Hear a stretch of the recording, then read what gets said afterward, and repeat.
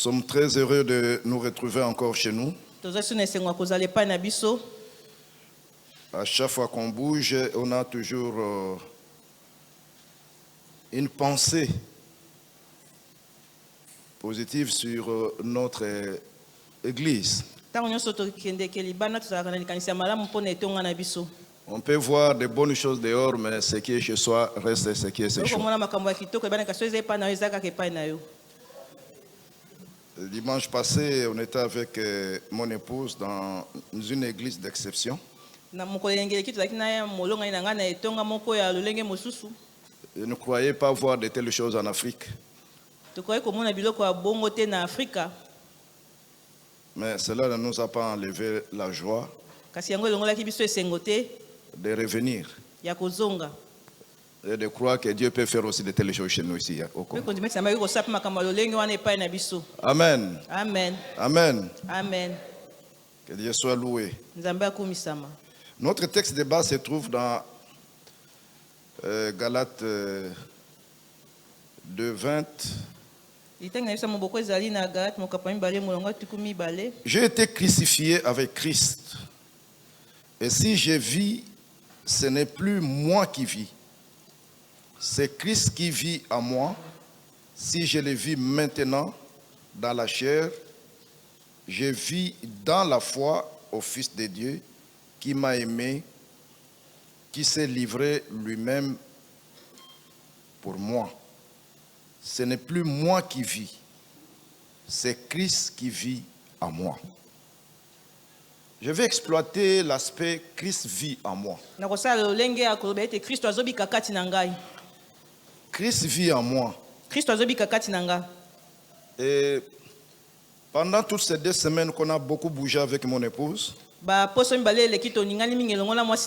Dieu m'a dit 2 choses. La première des choses, avant un séminaire qu'on a tenu quelque part, il m'a dit 3 choses. Ce qui manque dans notre pays,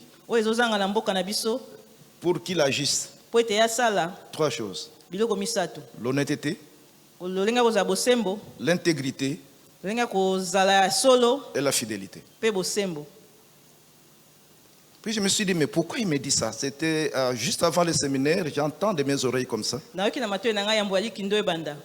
puis j'ai continué à réfléchir. Et juste quand on est revenu d'Harare, il me dit la deuxième chose. Comme ça, le matin. Dieu a mis tout en toi, en vous, tout le nécessaire pour démarrer. Je vous ai mis dans un régime d'exception, mais vous ne voulez pas. Alors ça me fait toujours réfléchir. Alors quand je prends encore notre texte ici, Christ en moi, et c'est Christ qui vit en moi. Est-ce que nous nous rendons compte que quand Christ vit en nous, nous sommes dans un régime d'exception? Quand Christ est en nous, il a mis tout en nous. Dès que tu as accepté Jésus comme Seigneur et Sauveur, il t'a embarqué dans un régime d'exception. Puisque lui vit dans un régime d'exception. Lui le Créateur. Imaginez Jésus-Christ dans l'histoire des miracles avec Pierre, miracle des poissons. Il a la maîtrise du surnaturel. Il est capable de créer. Et c'est lui le créateur. Tout a été créé pour lui et par la parole. Il dit un mot, la chose s'accomplit. Et quand tu es avec lui, mais tu es au-dessus de tous les principes. Tu vis un régime d'exception. Est-ce que nous nous rendons compte de ça? Imaginez un peu Obed-Edom. Quand l'arche était chez lui à la maison, la présence de Dieu à travers l'arche dans la maison d'Obed-Edom, il s'est mis dans un régime d'exception, tout a prospéré. Jusqu'à ce que David dise non, non, non, cette histoire ne va pas rester seulement chez Obed-Edom. Il faut que ça vienne chez moi. Alors que quelqu'un venait de mourir. Amen. Amen. C'est ça le régime d'exception. Quand Dieu te met dans un régime d'exception, tu ne dépends plus des circonstances. Tu ne dépends plus des circonstances. Daniel a vécu le régime d'exception. Dans la fosse au lion, régime d'exception. Les lions ne pouvaient même pas ouvrir les dents pour l'atteindre. Ces lions se sont transformés en lions de la tribu de Juda. Pour les protéger, pour les garder. Ça, c'est le régime d'exception. Imaginez un peu Joseph dans la prison. Dans le régime d'exception, il devient le chef des prisonniers. Peut-être il était le plus jeune des prisonniers. Il avait quel âge quand il est parti en prison? Aujourd'hui, on l'a dit que c'était un mineur qui est parti en prison, peut-être. Parce qu'il a quitté la maison de son père à peu près 16 ans, 15 à 16 ans. Au maximum 17 ans. Et il se retrouve chez Potiphar. Régime d'exception. Tout a prospéré dans la présence de Dieu. Il va en prison. Régime d'exception. Il est chef. Il reçoit l'interprétation des songes. Il devient exceptionnel. Il va chez Pharaon. Régime d'exception. Jusqu'à ce qu'il devienne l'intendant de tout un pays alors qu'il était étranger. Régime d'exception. Il traverse les frontières. Il vit dans les régimes d'exception. Il n'est pas dans son pays. Il dirige. Il règne. Et tout lui obéit. La nature lui obéit. Il constitue les réserves stratégiques de tout un pays. Lui qui était étranger n'était pas chez lui. La terre étrangère lui obéit. C'est ça le régime d'exception. Dieu t'a mis dans les régimes d'exception. Dis à ton voisin, je suis dans un régime d'exception. Et je vais voir ça. Puisque Dieu a mis en toi tout pour vivre cette réalité-là. Le modérateur disait aujourd'hui, tu as dit quelque part que il faut que Dieu fasse un signe pour que tu sentes quand même que... Quand il disait ça, je me dis, est-ce qu'il se rend compte de ce qu'il dit? Hein? Donc, il faut qu'un signe pour que tu sentes que Dieu est en toi. Et comment tu vas vivre ça? C'est très important pour nous. Galates 2:20 le dit clairement. Christ vit en moi. Ce n'est plus moi qui vis. C'est lui qui vit en moi. Et si réellement je me laisse vivre par lui, je serai aussi exceptionnel. Tout en moi deviendra exception. Donc, en Christ, Dieu a mis en tout, en nous, tout afin de mener une vie spéciale. Nous évoluons dans un régime spécial. Un régime de faveur. Régime de faveur à cause de la présence de Dieu. À cause de la présence de Dieu en nous. Quand vous lisez bien même dans Genèse 37, partez dans 38 jusqu'à 41, voyez un peu la réalité de Joseph. Dans la présence de Dieu, tout lui réussit. Tout lui réussit à cause de la présence de Dieu. Donc le succès de Joseph est lié à la présence de Dieu. En réalité, c'est Dieu qui faisait tout à sa place. Ce n'est plus lui qui vivait là. C'est Dieu en lui qui lui donnait le succès. C'est Dieu en lui qui faisait travailler et les choses réussissaient. C'est ce qui nous manque.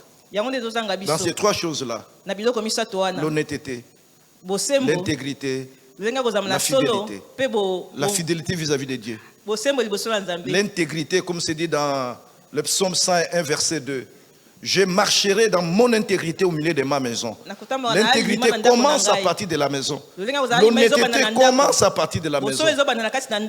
Es-tu convaincu de ton honnêteté? Donc, premièrement, Dieu a mis tout dans nous. Ça, c'est juste pour introduire. Deuxièmement, à chacun de nous, il a donné quelque chose. Non seulement il est à nous, mais il a mis aussi quelque chose. En nous, dans sa présence, nous avons tout. Mais en chacun de nous, selon l'appel et la qualification de chacun, selon la destinée de chacun, il a encore mis quelque chose de particulier pour toi seul. Pour toi seul. Et cette chose-là, personne d'autre n'a que toi. Et personne d'autre n'accomplira la mission qu'il t'a confiée. Il n'y a que toi. En plus de ce qu'il a fait pour toi.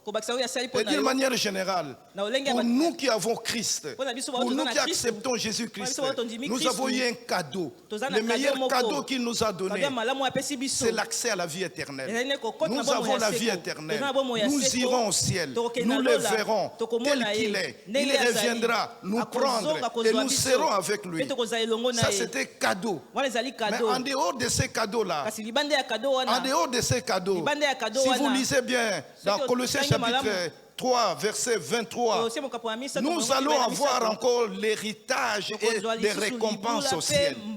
Donc sur la terre ici, nous avons quelque chose, et au ciel, pour nous qui l'avons accepté, il y a quelque chose qui fait la différence entre ceux qui sont ici sur la terre, qui ne les connaissent pas, qui jouissent aussi de ça, mais nous aurons quelque chose pour laquelle eux ne s'en réjouiront jamais. Puisque pour nous qui servons Dieu, nous avons des couronnes qui nous attendent. Au nombre des âmes que nous gagnons, il y a des couronnes qui nous attendent. Et les autres, au nombre des âmes qu'ils détruisent, l'enfer les attend. C'est déjà ça la différence. Christ en nous, dans ces régimes d'exception, nous prépare aussi les couronnes. À chacun de nous, il y a quelque chose. Troisièmement, à chacun de nous, Dieu a donné la capacité de stopper tout ce qui le dérange. Dieu t'a donné la capacité de stopper la malédiction. Dieu t'a donné la capacité de stopper la crise. Dieu t'a donné la capacité de te développer. Dieu t'a donné la capacité de garder. Dieu t'a donné tout ce que tu veux pour t'épanouir. Mais pourquoi tu ne décolles pas? Alors que tu es pourtant dans un régime d'exception. Et nous allons voir ça. Quatrièmement, c'est nécessaire peut-être pour chacun de nous de savoir, en dehors de la présence de Jésus en lui, qu'est-ce que Dieu lui a dit pour avancer? À Joseph, c'était un rêve, c'était une vision, et c'était le projet de sa vie. Puisque chacun de nous est un programme spécifique entre les mains de Dieu. Et étant un programme spécifique entre les mains de Dieu, il finit par te le révéler. Et si tu découvres ça, si tu identifies ça, tu entres directement dans le régime d'exception. Puisque ton développement est caché dans ce qu'il a mis déjà en toi. S'il a dit que toi tu vas te développer en cirant seulement les chaussures. Et quand tu vas cirer les chaussures, dans ce régime d'exception, tu verras la faveur de Dieu. Tu verras la grâce de Dieu. Tu verras les gens qui viendront te donner $100 à la place de 1000 francs.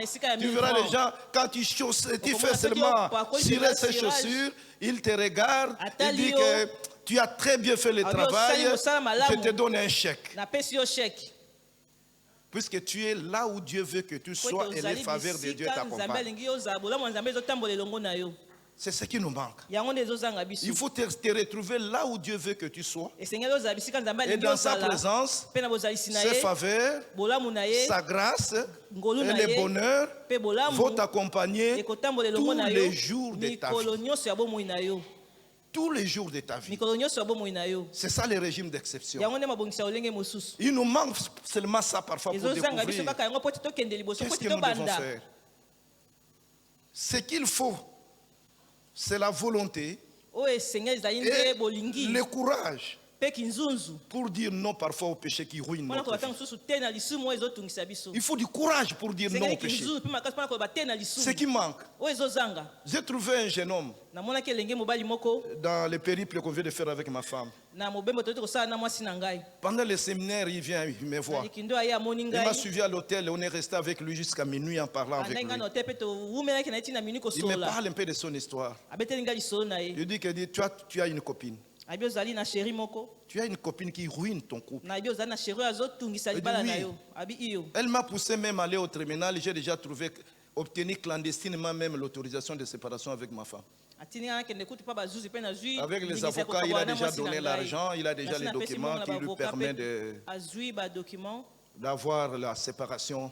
Et il est en train de négocier avec sa femme de la maison pour obtenir la séparation à l'amiable. Il y a des choses qui se passent. C'est comme l'histoire que j'ai déjà rencontrée, que musique nous a rencontré avec mon épouse. Il a beaucoup d'argent. La séparation à l'amiable qu'il a trouvée pour vivre avec sa copine, c'est de faire un cadeau empoisonné à sa femme, lui donner les billets et la résidence aux États-Unis. Il a installé la femme là-bas avec les enfants et tout, et pour vivre ici avec la petite sœur de ta femme. Des choses comme ça. Et c'est très grave. Et j'ai dit à ce jeune homme, mais tu es en train de ruiner ta vie. Tu es en train de ruiner la vie de ta femme. Tu es en train de détruire l'avenir de tes enfants. Est-ce que tu te rends compte de ça? Et il a dit oui. Je suis impuissant devant cette femme-là. Même c'est une Jézabel qui veut détruire ta vie. Qui est en train de te retirer de ta vie. Et elle est en train de te retirer du régime d'exception pour t'amener dans le régime de la ruine, de la destruction. Et tu te laisses faire. Non, il te faut du courage pour dire non au péché. Il faut du courage pour dire non, non, non, non. Il faut beaucoup de courage. Dans ce genre de choses, je lui ai dit attention. Pour Joseph, il a fui. Il a fui. Il a fui. Pour l'impudicité, il faut fuir. Il y a ces choses-là, il ne faut pas dire que non, je suis à l'église, je suis rempli du Saint-Esprit, je suis responsable, ça ne fera rien. Après quelques temps, ça va passer. Non. Il faut détaler. Il faut détaler.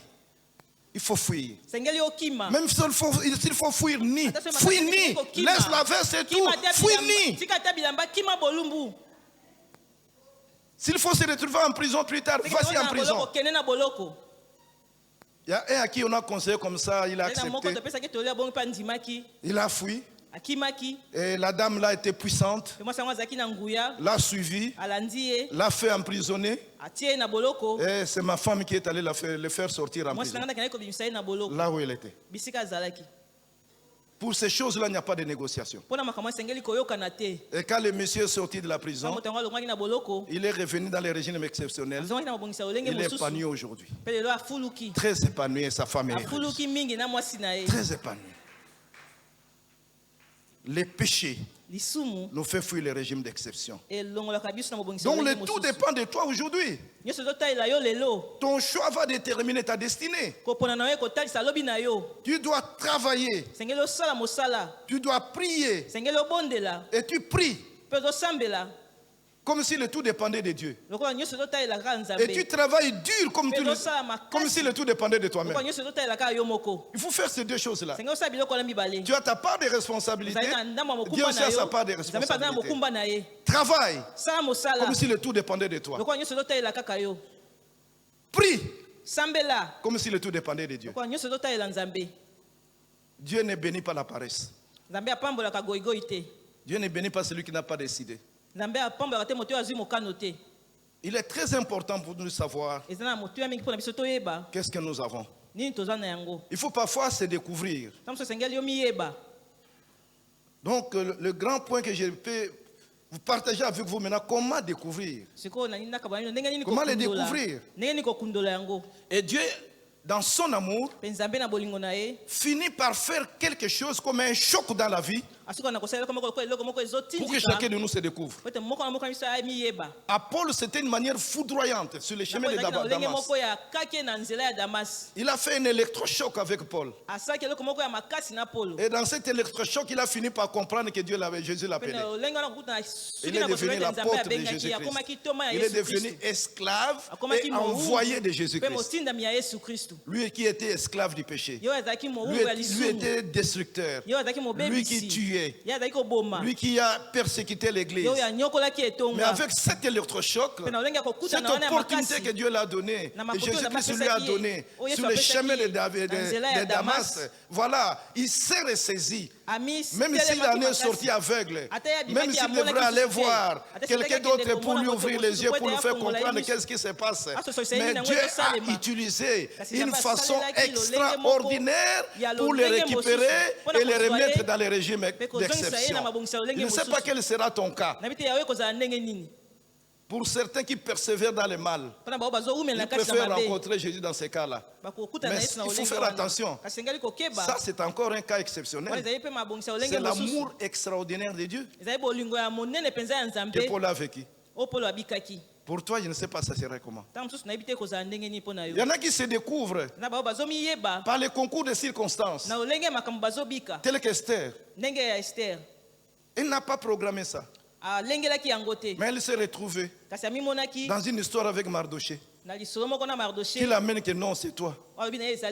Tu es là pour ça. Il faut réfléchir. Tu n'as pas de choix. Tu n'as pas de choix. Par concours de circonstances. Donc Dieu peut provoquer des situations difficiles juste pour nous orienter et nous instruire. Le psaume 32 le dit. Et même dans Genèse 26, on peut le voir. Je te montrerai la voie que tu dois suivre. Je t'instruirai. Dans plusieurs situations dans la Bible, Dieu provoque de telles situations. Imaginez un peu Isaac dans la situation de famine. Dans Genèse 26, il se retrouve dans une situation telle qu'il devrait même quitter le pays pour aller à l'étranger. La famine est là. Il n'en pouvait rien. Il devrait fuir. Mais Dieu a provoqué ça pour qu'il découvre que le Dieu des miracles existe. Pour qu'il découvre qu'il peut planter une graine et en récolter 100. Il devrait vivre cette réalité-là et discuter même avec Dieu. Ça, c'est sa circonstance. Dans sa circonstance, il devrait devenir puissant. Mais cette puissance devrait passer par découvrir la technologie que son père Abraham utilisait. Son père Abraham a utilisé la technologie d'irrigation. Avec des puits. Il a creusé des puits. Il est parti. Et lui n'était pas formé peut-être avec ça. Mais il a vu.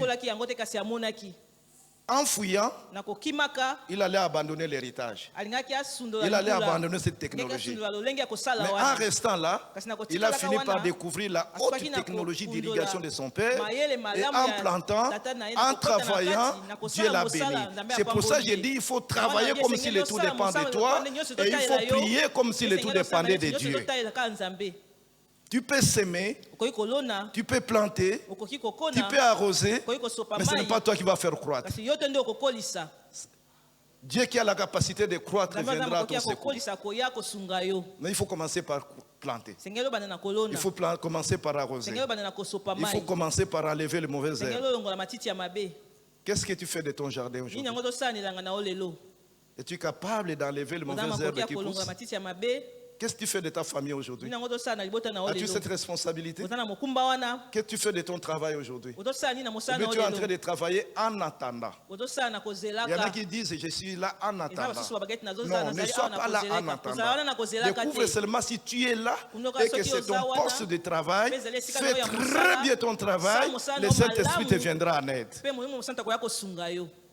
Peut-être un jour, c'est toi qui seras le PDG de cette entreprise. Mais on te fait passer par des situations difficiles pour t'amener à la maturité et pour la bonne compréhension. Imaginez l'histoire de Colgate. C'était un ouvrier, c'était un agent à l'usine. C'était un ouvrier. Il a travaillé en priant. Il a marché. dans l'intégrité, en payant sa dîme, en payant ses offrandes. Et l'ouvrier a fini par devenir actionnaire. Et après avoir été actionnaire, il est devenu le patron numéro 1 de toute la firme. C'est possible avec Dieu. C'est possible avec Dieu. Il est question seulement de se découvrir et de découvrir aussi ce que Dieu veut pour toi. Dieu peut le faire par les rêves, comme il a fait avec Joseph. Il peut le faire par les découvertes, comme il a fait avec Esther. Il peut le faire comme il a fait avec Néhémie, uniquement en écoutant l'histoire qui s'est passée à Jérusalem, l'histoire qui s'est passée à son village, et la vision est née. Et à chacun de nous, il provoque toujours une situation pour que tout le monde se découvre dans sa mission et dans son mandat. Chacun de nous doit parvenir à les découvrir. Nous souffrons et nous allons même envier les places des autres, puisque nous n'avons pas découvert ce que Dieu a mis en nous. N'envie pas ton voisin. Ce qui est de ton voisin est de ton voisin. Ce qui est à toi est à toi. Au milieu de ta génération, tu seras l'homme d'exception quand tu découvres ce qui est à toi. Ma prière est que tu découvres ce qui est à toi au milieu de ta génération. Ma prière est que tu sois l'homme d'exception dans ta génération. Ma prière est que tu sois le point focal des bénédictions de tous ceux qui t'entourent. Ma prière est que dans ta maison, tu sois point de bénédiction pour tout le monde comme Joseph l'a été. Ma prière est que même tes ennemis puissent venir te dire voilà ce que tu dois faire. Et cela est possible. N'oublions pas le cas de David.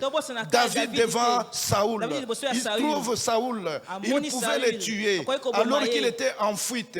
Et Saoul le poursuivait. Quand il l'a trouvé, il a vu Saoul, il ne l'a pas tué. Il ne l'a pas tué. Et par la suite, Saoul lui a dit quoi? Saoul a même prophétisé et dit que, écoute, tu m'as fait du bien, tu m'as vu, tu as vu ton ennemi. Dans des cas comme ça, dans une situation normale, tu devrais me tuer. Tu ne m'as pas tué. J'ai compris maintenant. J'ai compris maintenant que c'est toi le futur roi. J'ai compris maintenant. Ton Dieu va te récompenser. J'ai compris maintenant. Ton ennemi peut prophétiser sur toi. Il te dit et cela s'accomplisse. Ne négligez pas même vos ennemis. Faites du bien à vos ennemis. Ils vont prononcer les bonnes paroles pour vous. Et cette parole va s'accomplir. C'est l'une des façons de vous découvrir. Même à travers vos ennemis. Non, Dieu est merveilleux. Dieu vous aime beaucoup. Ce qu'il faut faire pour celui qui a compris ce message, premièrement, il faut prendre les risques de te plonger à l'eau. Si tu es sacrificateur, serviteur de Dieu, tant que tu ne mettras pas les pieds dans l'eau, le Jourdain ne séchera pas. Ils sont nombreux qui ne prennent pas les risques. Ils sont nombreux qui n'osent pas. Dieu t'a dit, tu as entendu, tu as compris, mais il te manque seulement de faire les premiers pas. Un voyage de 1000 km commence par le premier pas. As-tu déjà fait le premier pas? Le cas de Joseph, c'est un cas exceptionnel. Il a eu les rêves. Il ne savait pas par où commencer. Mais Dieu l'a amené à sa manière, jusqu'à ce qu'on le trahisse par sa famille. La famille le trahit. Et la famille le vend. Et ils ont ignoré qu'en le vendant, on lui a donné les tickets pour arriver là où Dieu voulait qu'il arrive. Ton cas, ça peut être la même chose. En te vendant, en te trahissant, on t'envoie là où Dieu veut que tu sois. Mais ça, c'est toujours un cas d'exception. Mais je te dis une chose, ça ne se passera pas comme ça pour tout le monde. Parfois, tu dois prendre le courage de commencer toi-même. Il faut avancer selon l'orientation de l'esprit. Deuxièmement, il faut savoir marcher par la foi et non par la vue. Par la foi. La marche de tous les jours pour nous chrétiens, c'est une marche par la foi. Quand Quand la Bible dit que mon juste vivra par la foi, ça veut aussi dire que mon juste sera dans un régime d'exception. Puisqu'on ne justifie pas ce qui se fait par la foi. Il y a des choses qui vont arriver, tu n'auras pas à expliquer à quelqu'un comment c'est arrivé. On te dit d'expliquer, tu dis je ne sais pas. Mais c'est arrivé. Puisque tu es dans un régime d'exception. Si on se pose la question, non, c'est les pères. Les pères. C'est les pères. C'est les pères qui a fait. Les pères. Et c'est lui, à lui seul reviendra la gloire dans tout ce qui va t'arriver. Et n'oubliez pas ça. Dans les régimes d'exception, toute la gloire doit revenir à Dieu. Souvenez-vous de David devant Goliath. Il a dit à Goliath quoi? Tu marches avec moi. Tu vas devant moi avec la lance, les javelots et l'arme stratégique du monde. Mais moi, je marche devant toi au nom de l'Éternel des armées que tu as offensé. Aujourd'hui, toute la terre saura que Israël a été. Aujourd'hui, j'ai donné ta tête aux oiseaux du ciel. Aujourd'hui, il n'a pas dit demain. Une prophétie immédiate. Quand on est là pour honorer Dieu, quand on est là pour la gloire de Dieu, on prend les risques de faire la prophétie immédiate. Aujourd'hui, toute la terre saura que le Dieu que je sers est plus grand que celui qui est en toi. Toute la terre. Et cela s'est prophétisé. Cela s'est accompli. Et les gens ont vu. Et jusqu'aujourd'hui, puisqu'il a élevé Dieu à la dimension universelle, même Israël a trouvé l'étoile de David. Et jusqu'aujourd'hui, on parle de lui. Si Dieu t'amène dans les régimes d'exception, ton nom peut rester jusqu'au retour de Jésus, on parlera de toi. On parlera de David jusqu'à dire que Jésus est le fils de David. Imaginez ça. Imaginez ça. Pourquoi? Régime d'exception.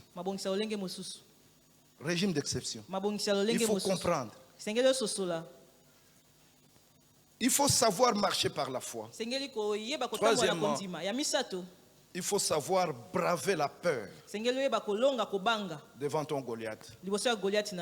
Il faut enlever la paume de la main. Il y en a qui savent ce qu'ils doivent faire, mais ils ont la paume dans la main.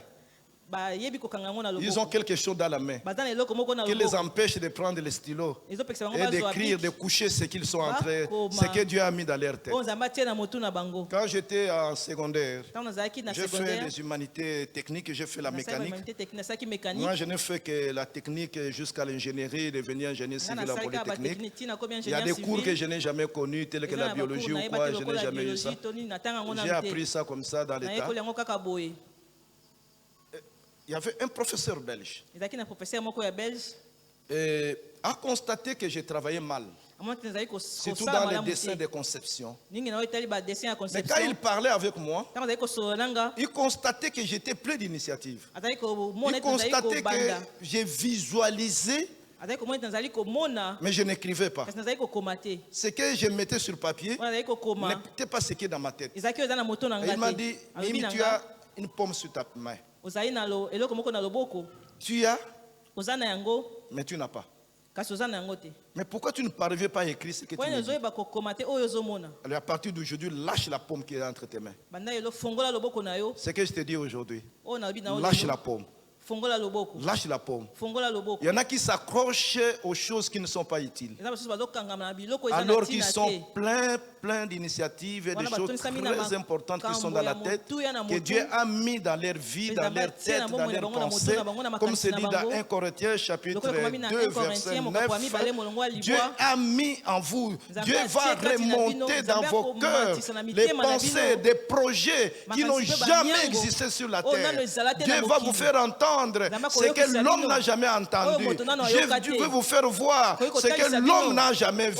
Mais vous avez encore la paume pour mettre par écrit, pour matérialiser, pour mettre en œuvre ce que Dieu vous a fait voir, ce qu'il a fait monter dans votre cœur et ce qu'il vous a fait entendre.